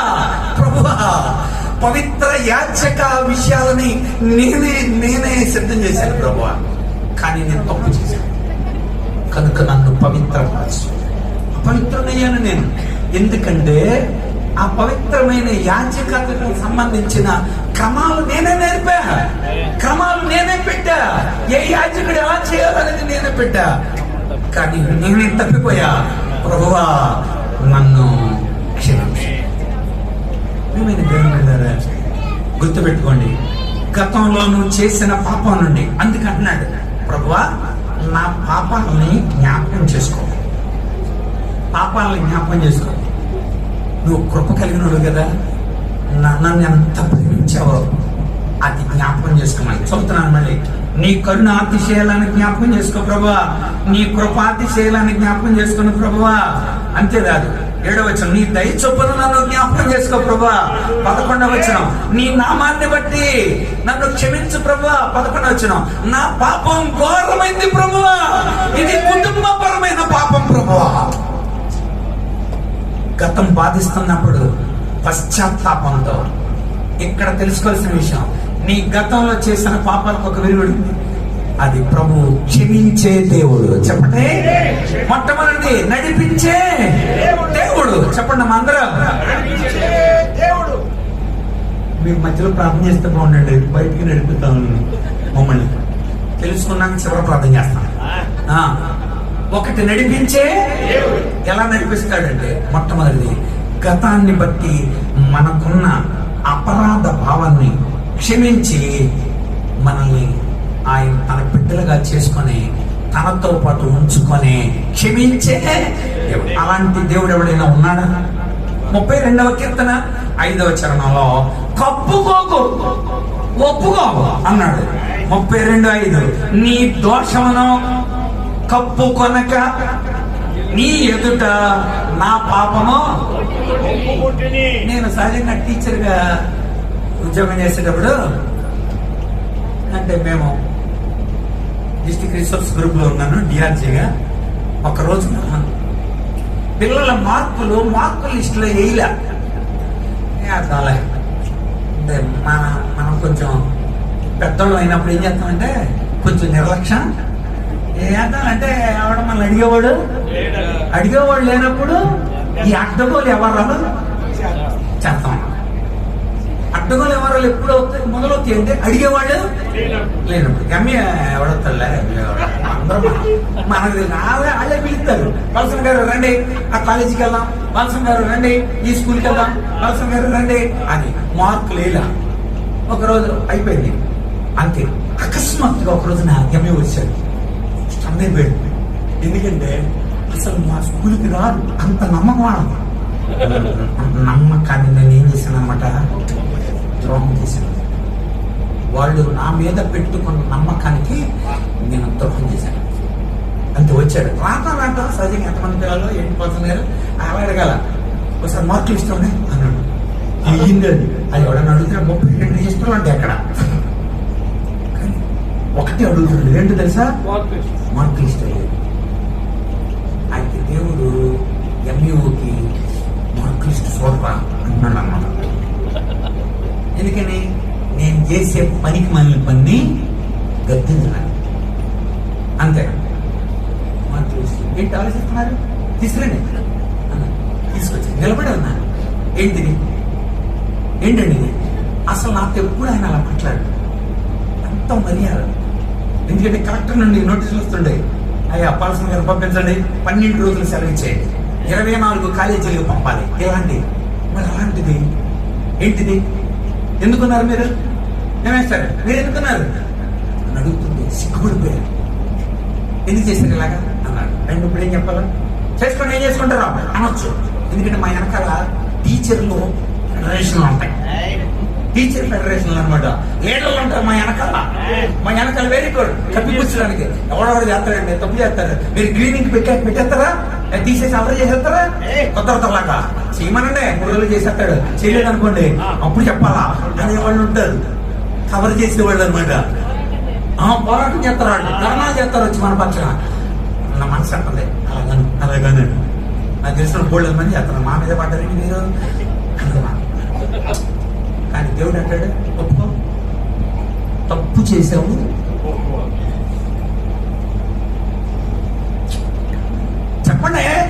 చెప్పాలి అన్నాడు మీరు. వెంటనే నా నోట్లో మాట చేశాను. ఏమని? నన్ను క్షమించండి, నేను కావాలని ఈ తప్పు చేశాను, కావాలని చేశాను. అంటే ఏంటి? నిర్లక్ష్యం, లెక్క లేకుండా. నా పైన ఆఫీసర్లు ఉన్నారని తెలియదు. నాకు ఎంత నమ్మకంతో ఈ బాధ్యత అప్పగిస్తే ఆ బాధ్యతని లెక్క లేకుండా తప్పు చేశాను. సారీ అన్నప్పుడు కళ్ళలో నీళ్ళు తిరుగుతోంది. ఆయన ఇలా చూసన్నాడు, మీరు తప్పు చేయరు కానీ చేశారు, కానీ ఒప్పుకున్నందుకు బాగా నచ్చారు, థ్యాంక్ యూ, ఏం రాయట్లేదు, వెరీ గుడ్ అన్నాడు. వెళ్తానే. ఎందుకని ఇక్కడ ఉంటాడు 32వ కీర్తన 5వ చరణంలో ఏమన్నాడు? ప్రభువా నేను కప్పుకొనక ఒప్పుకుంటున్నాను, ప్రభువా ఒప్పుకున్నాను. నిజంగా ఒప్పుకుంటే తుడిచేస్తాడైనా, కడిగేస్తాడైనా, పవిత్రపరుస్తాడు ఆయన. మన జీవితాలలో అలాంటి గొప్ప కార్యం చేయడానికి కోసం అలాంటి వాడు ఎవడేమన్నాడా అని ప్రశ్నించాడు. మీకా గ్రంథం 7వ అధ్యాయం, మీకా గ్రంథం 7వ అధ్యాయం 14 వచనం చూడండి. అక్కడ మీకా గ్రంథం 7:18 తన స్వాస్థ్యంలో శేషించిన వారి దోషాన్ని పరిహరించి వారు చేసిన అతిక్రమణ విషయమై వారిని క్షమించే దేవుడువైన నీతో సముడైన దేవుడున్నాడా? నీతో సముడెవడు? నీలా ప్రేమించేవాడు యేసయ్యా. నీలా పెట్టిన వాడెవడు? నీలా పెట్టిన వాడెవడు? సముడెవడు? హల్లెలూయా. నీలా నీకు సమానమైన వాడు ఎవడున్నాడు ప్రభువా? నీలా క్షమించేవాడు ఎవడున్నాడు ప్రభువా? గుర్తుపెట్టుకోండి, ఆయన మనం గతం బాధిస్తున్నప్పుడు పశ్చాత్తాపంతో అడిగితే ఈ రోజైనా నిన్ను క్షమిస్తాడు. ఈ రోజైనా సరే అపరాధ భావనతో బతకొద్దు, అనుమానపు విశ్వాసంతో ఉండొద్దు. నీ మీద ఏర్పడిన మచ్చని, నీకు అంటిన మరకల్ని తుడుచుకోవటానికి దేవుడు ఒక అవకాశం ఇచ్చాడు. మ్యాక్బెత్ అని ఒక మంచి నాటిక షేక్స్పియర్ రాశాడు. మ్యాక్బెత్ అంటే రాజు దగ్గర ఒక సైన్యాధ్యక్షుడు అనమాట. మ్యాక్బెత్ భార్య చెప్పుద్ది, రాజు గారిని సాగొట్టేద్దాం, రాజు గారిని భోజనానికి పిలిచి చంపేద్దాం, అక్కడ నువ్వు గొప్పడు కదా, సైన్యాధ్యక్షుడు కనుక నువ్వే రాజు అయిపోవచ్చు అని ఐడియా ఇస్తుంది. పనికి వాళ్ళ ఐడియా ఇచ్చేవాళ్ళు ఎక్కువ మంది ఉంటారు. సరే, రాజును పిలిచారు. రాజు ఇద్దరు కొడుకులు కూడా వచ్చి భోజనానికి కూర్చున్నారు. అప్పుడు రాజు గారిని చంపేశారు, ఇద్దరు కొడుకులు పారిపోయారు. రాజు గారిని చంపేశారు, ఇక అతన్ని బయటపడేశారు, కనిపించకుండా వేసారు. రక్తం అంతా ఉలికింది, అదంతా తుడుస్తాం. తుడిచేసింది, కొడుకున్నారు ఇద్దరు భార్య భర్తలు. మళ్ళీ లేచింది, మళ్ళీ ఫెనాయిల్ వేసింది, మళ్ళీ తుడిచింది. మళ్ళీ 2 గంటలైంది, మళ్ళీ లేచింది, మళ్ళీ ఈసారి మళ్ళీ తడిగుడ్డు పెట్టింది, మళ్ళీ తుడుస్తాం. ఏంటి ఎన్నిసార్లు వేసి తుడుస్తున్నావు అని అడిగాడు మ్యాక్బెత్. రక్తపు మరకలు ఎక్కడ ఉన్నాయో మనని తుడుస్తున్నాను అన్న. అప్పుడు మ్యాక్బెత్ ఎలా అంటాడు, చెట్టు రాస్తాడు అక్కడ, రక్తపు మరకలు నీ మనస్సు కనిపినాయి. నేల మీద ఉన్న రక్తపు మరకలు తొడవగలవు కానీ మనస్సున అంటిన రక్తపు మరకల్ని ఎవడూ తొడవలేడు. అందుకే నువ్వు మాటి వాటికి తొడుగుతున్నావు. వెళ్ళి ఎందుకు తొడుగుతున్నావు తెలుసా? రక్తపు మరకలు నీ మనస్సులో ఉన్నాయి. నేను తప్పు చేశాను, రాజును చంపేశానని. యేసయ్య ప్రేమను అపార్థం చేసుకొని ఒకళ్ళు నువ్వు కూడా తప్పు చేసి ఉంటే, యేసయ్య ప్రేమ నీకు లోకువాయనా, యేసయ్య సిలువ సువార్త చులకనాయనా. యేసయ్య ప్రేమ లోకమైందా నీకు? కనుక ఇది రెండవది, ఆయన క్షమించే దేవుడు. చెప్పండి, క్షమించే మొట్టమొదటి ఏంటి? నడిపించే. మళ్ళీ చెప్పండి, నడిపించే దేవుడు. రెండవది, ఎందుకు క్షమిస్తాడు? నీ పూర్వపు పాపం, నీ బాల్యపు అతిక్రమం. నువ్వు ఎర్లీ డేస్ అని అర్థం, చిన్నప్పుడు అని కాదు అక్కడ అర్థం. నీ పూర్వపు స్థితి అది. బాల్యం అంటే అక్కడ నేను చిన్నప్పుడు చేసిన పాపం అని కాదు. అక్కడ నువ్వు ఇంతకు ముందు చేసి ఒప్పుకోకుండా కప్పుకొని ఉన్న పాపం, దాన్ని క్షమించడానికి దేవుడు సిద్ధంగా ఉన్నాడు. ఆయన క్షమించడంలో ఆయన వంటి వాడు ఎవడో. రైట్, ఇంకా కొంచెం ముందుకెళ్దాం. రైట్, గతాన్ని ఒప్పేసుకున్నారు మీరు. ప్రస్తుతం చర్చిల్లో ఉన్నారు. చర్చిల్లో ఉన్న మీరు చాలా భారాన్ని భరిస్తున్నారు. కుటుంబ పరంగా భారం ఉంది, సంఘ పరంగా భారం ఉంది, వ్యక్తిగతంగా భారం ఉంది. 16 నుండి చదువుదాం. 16 నుండి 18 వచనాలు. నా కను దృష్టి, నేను ఏకాకిని ప్రభువా, బాధపడుతున్నాను ప్రభువా, నా వైపు తిరిగి నన్ను కరుణించు ప్రభువా. నా హృదయ వేదనలు అతి విస్తారాలు ప్రభువా, ఇక్కట్లో నుండి నన్ను విడిపించు ప్రభువా. నా బాధని, నా వేదనని నువ్వు తెలుసుకో ప్రభువా. నా పాపాలన్నిటిని నువ్వు క్షమించు ప్రభువా. ఇది వర్తమానంలో ఉన్న లోడ్. వర్తమానం నీకు క్లిష్టంగా మారితే, ఇప్పుడున్న పరిణామ పరిస్థితుల్లో నీ కుటుంబ జీవితం నిన్ను ఏకాకిగా మారిస్తే, నీ ఉద్యోగ పరిస్థితులు నీకు కష్టతరంగా మారితే, నీ కుటుంబ జీవనం, నీ బిడ్డలు, నీ ఇంట్లో వాళ్ళే నిన్ను కంట్లో పడిస్తే, నీతో ఉన్న అనేక మంది నిన్ను వెలివేస్తే, నీకు గనుక నిరాశ నిస్పృహలు నీకు ఏర్పడితే, నీ శరీరాన్ని బట్టి అనారోగ్యం ఏర్పడితే, నువ్వు ఆపదల్లో నువ్వు చిక్కుకొని ఉంటే, ఒకవేళ నీకు వ్యాధి తగ్గకుండా అలాగే బాధతో ఉంటే, ఇలాంటి పరిస్థితుల్లో దావీదు వర్తమానంలో నేను ఒంటరి వాడను ప్రభువా, నేను బాధపడుతున్న వాడిని ప్రభువా, నా హృదయ బాధలు విస్తరించి నీ ప్రభువా అని చెబుతున్నప్పుడు, దారి తెలియనప్పుడు నడిపించే దేవుడైనా, గతం బాధించినప్పుడు క్షమించేవాడైనా, వర్తమానం బాధిస్తే కృప చూపే దేవుడైనా, కృప చూపు దేవుడు కనుక ఈ వర్తమానంలో నీకోసం ఏం సిద్ధమని చెప్పండి, చెప్పండి, ఏం చెప్పండి? కృప అనే పదం వాడండి అందరూ.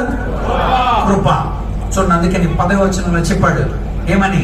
ఆయన చేసిన నిబంధనను, ఆయన నియమించిన శాసనాన్ని గైకొన్న వారి విషయంలో ఆయన త్రోవలన్నీ కూడా కృపా సత్యములే. అంటే దేవుడి వర్తమానపు స్థితిగతుల్లో నీకు కృప దయచేస్తాడు.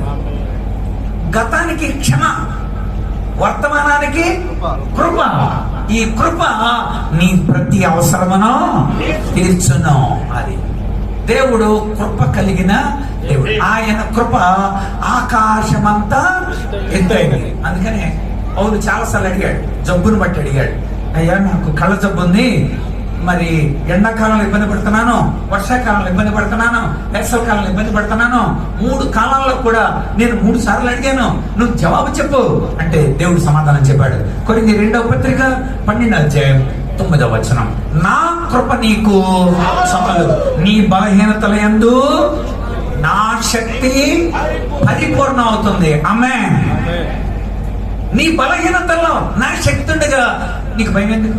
ధైర్యం ఉంది కనుక. అలాగే శత్రువులు చుట్టుముట్టినప్పుడు కూడా యెషయా కాలంలో జరిగింది. హిజ్కియా అప్పుడు రాజు, హిజ్కియా రాజు కాలంలో ఉన్నప్పుడు శత్రువులు వచ్చారు, చుట్టూరు సైన్యం చేరారు. వాళ్ళు కేకలేస్తున్నారు, హిజ్కియా ఎంతకాలం మోసం చేస్తావు నువ్వు? ఇక దగ్గర పడిపోయింది. ప్రజలారా హిజ్కియా మాట్లాడకండి, ఇదిగో మీరంతా నాశనం అయిపోతారు, మాకు లోబడండి అని అంటున్నప్పుడు యెషయా చెప్పాడు, ఈ రాత్రి మనందరం దేవుడి దగ్గరికి అంటాం. 46వ కీర్తన వాళ్ళు ఆ రాత్రి పాడారండి. ఏ కీర్తన అది? 46. దేవుడే నాకాశ్రయము, దివ్యమైన దుర్గము, అభయం అభయం అభయమెప్పుడు ఆనందమానందం ఆనందమౌ, అభయం అభయం అభయమెప్పుడు ఆనందమానందం ఆనందమౌ, దేవుడే ఆశ్రయము, దివ్యమైన దుర్గము. ఆయనే మన ఆశ్రయం, ఆయనే మన దుర్గం. ఏం భయపడకండి. అదేంటండి? ఈ లోపల ఒకడొచ్చి చెప్పాడు, సార్ శత్రువులు ఏం చేశారు తెలుసా? ఏం చేశారా? మన యెరూషలేముకి లోపల బయట నుండి నీళ్లు వస్తాయి కదా సార్, మీరు ఒక యాక్వడక్ట్ కట్టించారు కదా, ఆ నీళ్ళను మూసేశాడు శత్రువు. నీళ్లు రావు లోపలికి. ఇప్పుడు పిల్లలకి నీళ్లు కావాలి, జంతువులకు నీళ్లు కావాలి, యెరూషలేములో ఉన్న వారికి నీళ్లు కావాలి. ఈ నీళ్లు లేవు. ఎలా ఇప్పుడు? చచ్చిపోతాం మనం. ఎన్నాళ్ళు ఏం పాట మార్చారో తెలుసా? అక్కడ మాకొక నది కలదు. ఆ నది చదవండి ఒకసారి 46వ కీర్తన 3వ వచనం నుండి, వాటి జలములు ఘోషించు నూరు కట్టిన ఆ పొంగుకు పర్వతాలు కదిలినా మేము భయపడము. ఒక నది కలదు, దాని కాలువలు దేవుని పట్టణాన్ని, సర్వోన్నతుని మందిరపు పరిశుద్ధ స్థలాన్ని సంతోషపడి. మాకు నది ఉంది, పరలోకంలో నుండి ఆ నది మందిరంలోకి దిగుద్ది. జీవనదిని నా హృదయములో ప్రవహింపజేయుమయా, జీవనదిని ప్రవహింపజేయుమయా, శరీర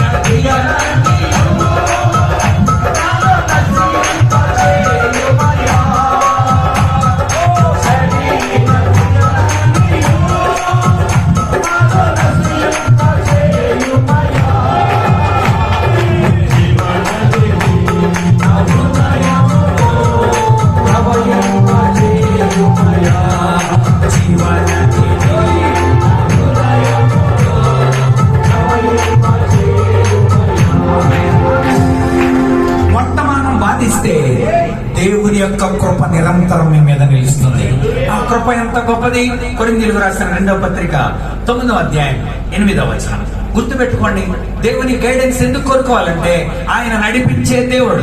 దేవుని ఎలా నడిపిస్తాడంటే మన గత పాపాలన్నిటికీ క్షమించి ఆయన మనల్ని తన బిడ్డలుగా చేసుకుంటాడు. ఆయన క్షమించే దేవుడు. ఒకవేళ వర్తమానంలో నువ్వు చాలా బాధ అనుభవిస్తే దేవుడు తన కృపను నీతో ఉంచే దేవుడు. 9వ అధ్యాయం 8వ వచనం. కొరింథీయుల 2వ పత్రిక 9:8. అన్నిటి యందు దేవుని కృప, ఎల్లప్పుడూ దేవుని కృప, మీలో మీరు సర్వ సమృద్ధి గలవారై ఉండడానికి దేవుని కృప, ఉత్తమమైన ప్రతి కార్యం చేయడానికి దేవుని కృప, మీ ఎడల సమస్త విధమైన కృప. ఏ కృప అనేది? సమస్త విధమైన అంటే ఏంటంటే మీ దగ్గర రావడానికి కృప, మీతో సంవత్సరించడానికి కృప, ఇప్పుడు వర్తమానం చెప్పడానికి కృప, అయిపోయిన తర్వాత భోజనం చేయడానికి కృప, ఆ తర్వాత ఇంటికి వెళ్ళడానికి కృప, మళ్ళీ రేపు మీటింగ్ వెళ్ళడానికి కృప, సమస్త విధమైన కృప. ఈరోజు మీ అందరూ ఆయన కృప చూపించడం, కృప చూపుటకు ఆయన ఐశ్వర్యవంతుడు. ఆమె నాలందరా గుర్తుపెట్టుకోండి. ఈ వర్తమానంలో ఆయన కృప ఎప్పుడు ఉంటుందంటే ఎల్లప్పుడు అన్ని విషయాల్లో మీలో మీరు సర్వ సమృద్ధి అంటే సాక్ష్యం చెప్పే విధంగా, ఉత్తమమైన ప్రతి కార్యం చేయడానికి. అందుకోసం కృప. అందుకోసం మనం ఎక్కడికి వెళ్ళాలంటే కృపా సింహాసనం దగ్గరికి వెళ్ళాలి ధైర్యంగా. నైనా ఈరోజు నేను వెళ్తున్నాను ప్రభా, ఎడవల్లే నాకు మంచి మాటలు నేను అవన్నీ రాసుకున్నా తెలుసా, రాసుకొని మళ్ళీ దాసుకొని తెచ్చి మీకు చెబుతున్నాను. దేవుడు మన ఇలా కృప కలిగిన విషయాలు చెప్తున్నాడు. నిజంగా దేవుని కృప అంత ఉన్నతమైంది అన్నమాట. మనల్ని ఎరిగిన దేవుడు మన ప్రతి విషయాలు చూడన్నమాట. ఏప్రిల్కు రాసిన పత్రిక 4వ అధ్యాయం 16వ వచనం. మనము కనికరింపబడి, మనమందరం కనికరింపబడి సమయోచితమైన సహాయం కొరకు. ఏ సహాయమమ్మా? ఇంకొక విషయం ఉంది, అదే మీకు శుభవార్త. సమయోచితమైన సహాయం అంటే అర్థం, ఏ సమయానికి ఏది అవసరమో అది దయచేసే దేవుడు. సమయోచితమైన సహాయం కొరకు. ఆ తర్వాత కృప ఏం చేస్తుంది ఇక్కడ చెప్పాడు. సమయోచితమైన అధికారులు ఎదుటి నిలబడ్డారు. ఏం చెప్పాలి ప్రభువా? సమయోచితమైన సహాయం. మీ ఎదుటి నేను నిలబడాలి. ఏం చెప్పాలి ప్రభువా? సమయోచితమైన సహాయం. మీరు కూడా పనులకు వెళ్తున్నారు, ఆ సందర్భానికి తగిన కృప, సమయోచితమైన రైట్. దేవుడు తన కృప కోసం కనిపెట్టే వాళ్ళ కోసం ఆ దేవుడు చూస్తున్నాడు. కనుక ఆయన కృపామయుడు. యేసన్న గారు ఎక్కువ పాటలు దేని మీద రాశారనుకున్నారు? ఆ కృప మహదైశ్వర్యం అంటాడు పేతురు. అయితే చదువునమాట. పేతురు రాసిన 1వ పత్రిక 4వ అధ్యాయం 10వ వచనం మనం చదివితే కృప మహదైశ్వర్యం. కనుక ఈ కృప ఐశ్వర్యంగా చదవండి అక్కడ. దేవుని నానా విధమైన కృప విషయంలో జాగ్రత్తనండి. నానా విధములైన అది ఓకే. మీరు రకరకాలైన కృపావరాలు కూడా కలిగి ఉంటారు. ఆయన కృప వరంగా కలిగి, ఆ కృపావరాలు చాలా ఉంటాయి. మీలో కూడా ఉంటాయి. నాకేం కృపావరం లేదంటే వాడు బైబిల్ చదవలేదండి. దేవుని ఆత్మ ద్వారా బోధింపబడ్డాడు మళ్ళీ కదా. దేవుడి నుంచి ఆత్మ చేత బోధింపడితే నీలో ఉన్న కృపావరం అంటే నీకు తెలుస్తుంది. దేవుడి కోసం ఎలా ఉపయోగపడాలి, ఇతరులకు ఎలా ఉపయోగపడాలో కృపావరమే చెప్పుద్ది.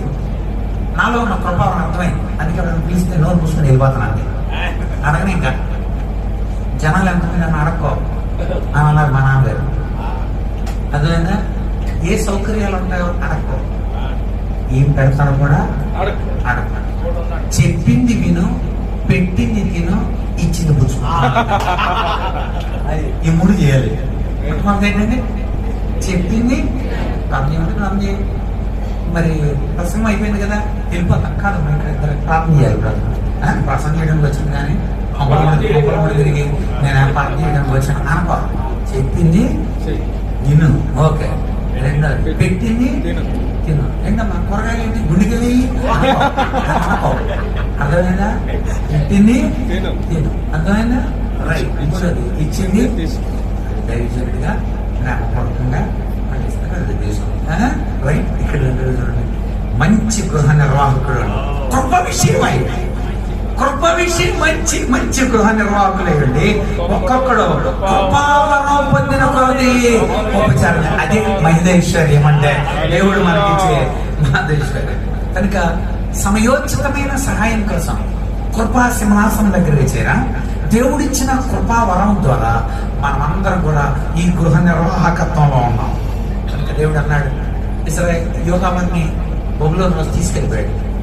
ఏడుస్తా ఉన్నాడు ఇర్మియా, ఇక నేను మారవు మా వాళ్ళు, ఇక అక్కడ నాశనం అయిపోతారు అన్నప్పుడు మళ్ళీ దేవుడు ఆలోచించాడు, అలాంటి అనుకో, నేను లేనా అన్నాడు దేవుడు. విలాప వాక్యాల గ్రంథం 3వ అధ్యాయం. నేనున్నాను కదా, తీసుకొస్తా, 70 సంవత్సరాలు తీసుకొస్తా, ఇదిగో అని దేవుడు ప్రామిస్ చేసి ఏడుస్తున్నా ఇర్మియా. అప్పుడు చెప్పాడు 3వ అధ్యాయం 21, దీన్ని నేను జ్ఞాపకం చేసుకునగా నాకు ఆశ పడుతుంది. ఎందుకు ఆశ పుట్టింది? యెహోవా కృప గలవాడు, ఆయన వాత్సల్యత ఎడతెగక నిలిచింది కనుక మనం నిర్మూలం అవ్వం, మనం చచ్చిపోవురా, దేవుడు ఖచ్చితంగా వెనక్కి తీసుకొస్తాడు. అంటే కష్టాల కొలిమి కాల్చి వేసిన శోకాల కొట్టెను కష్టాల కొలిమి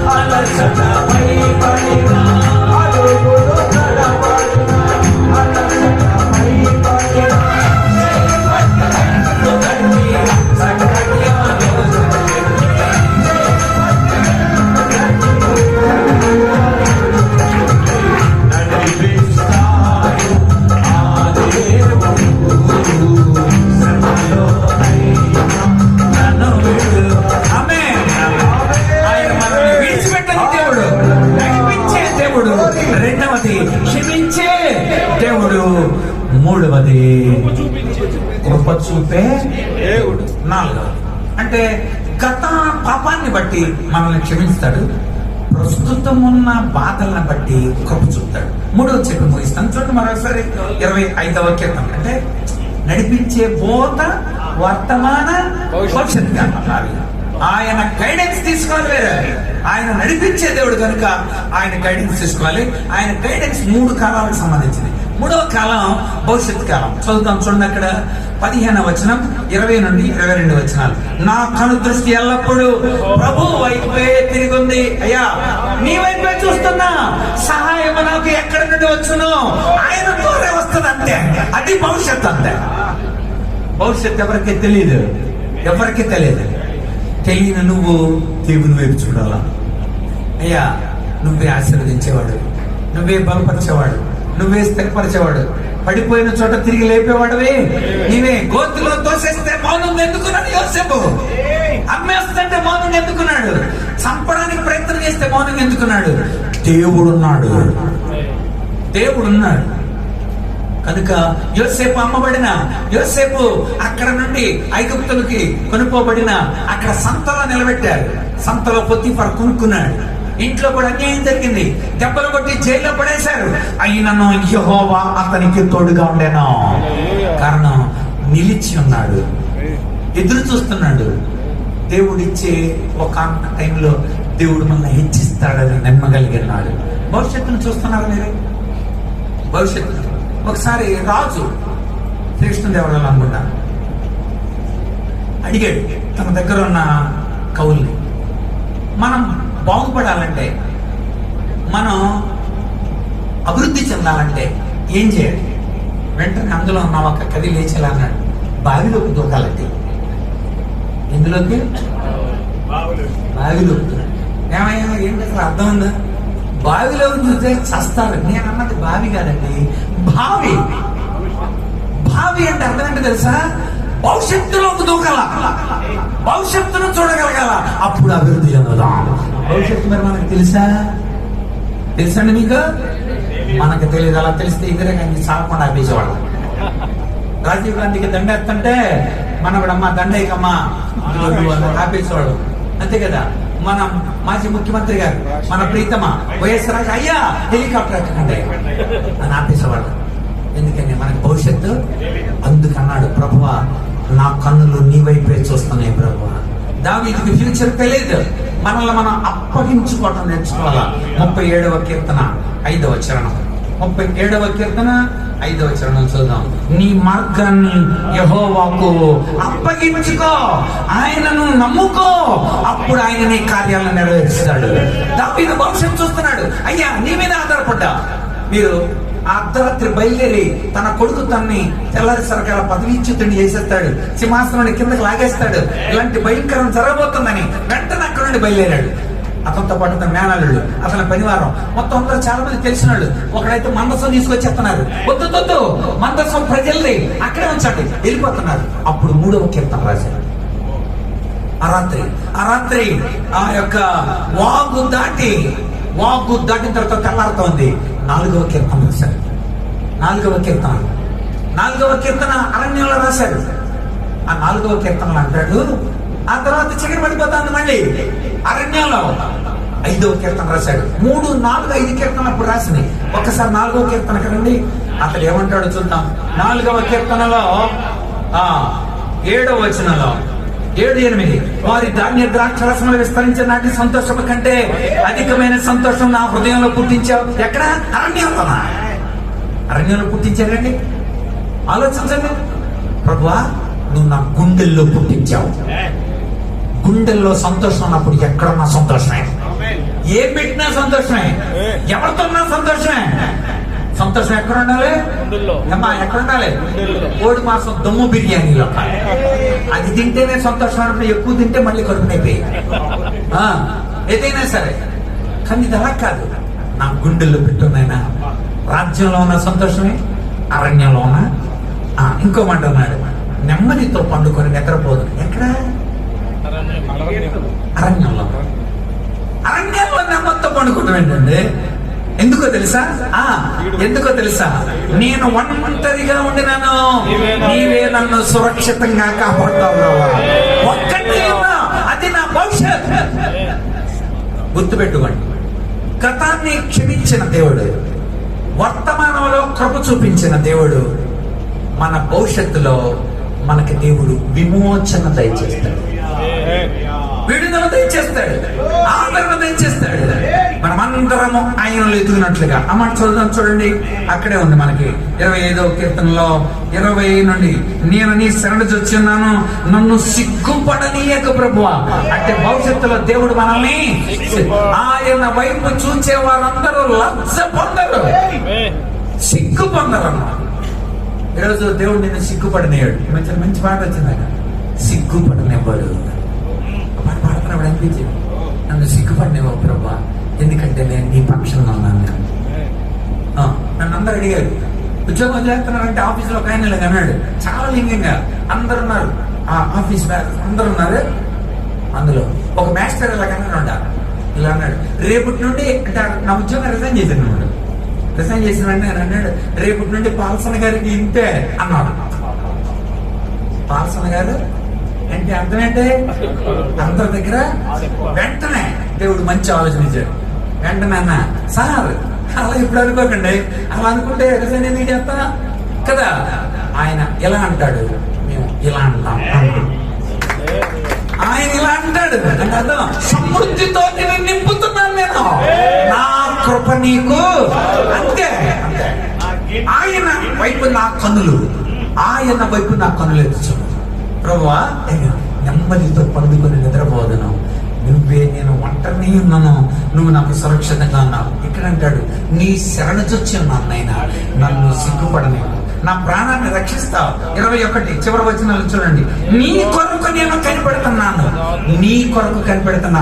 నీ యథార్థత, నీ నిర్దోషత్వం అంటే అర్థం నీ మంచితనం నన్ను రక్షిస్తుంది ప్రభు. చదువుతారన్నమాట. తెస్సలోనిక 2వ పత్రిక 3వ అధ్యాయం 3వ వచనం గుర్తుపెట్టుకోండి. గతాన్ని గురించి ప్రభువా క్షమించు అనండి, వర్తమానాన్ని గురించి ప్రభువా కృప చూపు అనండి, భవిష్యత్తును గురించి ప్రభువా నన్ను నడిపించు. అంతే మీరు చేయాల్సిన ప్రార్థన. ఎందుకంటే ఆయన క్షమించే దేవుడు, ఆయన కృప చూపే దేవుడు, ఆయన విడిపించే దేవుడు. అది దేవుని నడిపింపండి. చదవండి అక్కడ తెస్సలోనిక 2వ పత్రిక 3:3. అయితే ప్రభువు నమ్మదగినవాడు, ఆయన మిమ్మల్ని స్థిరపరచి దుష్టత్వం దుష్టత్వం కాపాడు. ఆమేనండి. మీ ఫ్యూచర్ లో ఒకవేళ మీ మీద దాడి చేయడానికి దుష్టత్వం, మీ మీద దాడి చేయడానికి సత్తాం, మీ మీద దాడి చేయడానికి సత్తాన్ యొక్క ప్రయోగాలు, పన్నాగాలు ఉంటే దేవుడే మిమ్మల్ని రక్షించును గాక. తొట్టిల్లకుండా మనల్ని కాపాడుటకును, తన మహిమ ఎదుట ఆనందంతో నిర్దోషులుగా నిలబెట్టుటకును శక్తి కలిగిన మన రక్షకుడైన అద్వితీయ దేవునికి మహిమ, మహాత్మ్యము, ఆధిపత్యము, అధికారము యుగములకు పూర్వము ఇప్పుడు సకల యుగములకు కలుగును గాక. భూత వర్తమాన భవిష్యత్ కాలాల్లో రక్షించుటకు శక్తిమంతుడై ఉన్నాడు. ఎబ్రీ పత్రిక 7:25 గుర్తుపెట్టుకోండి. ఆయన మనలను విడిపించు. ఈ 3 పదాలు గుర్తుంచుకోవాలి. భూత వర్తమాన భవిష్యత్. గతం గురించి నువ్వు అనాల్సిన మాట ప్రభువా నన్ను క్షమించు. ఏమనాలండి? ప్రభువా నన్ను. ఎందుకో తెలుసా? ఆయన క్షమించే దేవుడు. వర్తమానంలో బాధ అనిపిస్తున్నావా? ప్రభువా కృప చూపించు అని ప్రార్థన చేయాలా? ఎందుకు తెలుసా? ఆయన కృప చూపే దేవుడు. 3వది భవిష్యత్తు నీకు అగోచరం, నీకు భవిష్యత్తు తెలియదు కనుక ప్రభువా నడిపించు, ప్రభువా విడిపించు అంటే ఆయన విడిపించే దేవుడు. గుర్తుంచుకోండి. భూత వర్తమాన భవిష్యత్ కాలాలతో తగిన దేవుడు. రైట్. 4 చెప్పండి ఒకసారి. ఆయన నడిపించే దేవుడు, ఆయన క్షమించే దేవుడు, ఆయన కృప చూపే దేవుడు. చివరిది ఆయన మనల్ని విడిపించే. భవిష్యత్తులో నీ మీద దాడి చేయబోతున్నా లెక్కలేని అపాయములు నన్ను చుట్టుకొని ఉన్నవి అన్నాడు. చుట్టుకొని ఉన్నాయి, అయినను వాటిలో చిక్కుపడకుండా బయటకు తీసుకొస్తాడు ఆయన. అనేకమైన ఆపదలు మనల్ని కూడా చుట్టుకొని ఉండొచ్చు, కానీ దేవుడు నమ్మదగిన వాడు. తన బిడ్డల ఎడల ఆయన కలిగి ఉన్న ఉన్నతమైన నడిపింపు, ఆ నడిపింపు భూత వర్తమాన భవిష్యత్ కాలాల సంబంధించి ఎరిగి దేవుని దగ్గరికి రండి. అది నిజమైన ఉపవాసం. ఆ వచ్చినప్పుడు మీరు చేయాల్సింది మీ గతాన్ని గురించి ప్రభు దగ్గర క్షమాపణ చెప్పండి. దేవుడు క్షమిస్తాడు. మీ వర్తమానంలో ఉన్న లోడ్ ఆయన పాదాల దగ్గర పెట్టండి. నీ భారం ఆయన మీద మోపము. అప్పుడు ఆయన నీ ఉద్దేశములు, భవిష్యత్తు నీకు తెలియదు కనుక నిన్ను నువ్వు అప్పగించుకొని నిరీక్షణతో బతుకు. ఆయన నీ భవిష్యత్తును బంగారమైందా మారుస్తాడు. అట్టి కృప మనమందరం కలిగి ఉండడానికి పరిశుద్ధాత్మ మనల్ని సిద్ధపరచును కాక. తనలో వచ్చి ప్రార్థన చేద్దాం. అందరం స్తోత్రం. ప్రార్థన చేసుకుందామండి. అందరూ కూడా చిన్న ప్రార్థన చేసుకోండి. ఎవరు కూడా బయటికి వెళ్లే సమయం కాదు ఇది. అద్భుతమైన రీతిలో ప్రభు మనతో మాట్లాడారండి. ఈ రాత్రి నీ విన్న వర్తమానాన్ని బట్టి 4 విధాలైన అద్భుతమైన మాటలు. మనల్ని నడిపించే దేవుడు. హల్లెలూయా.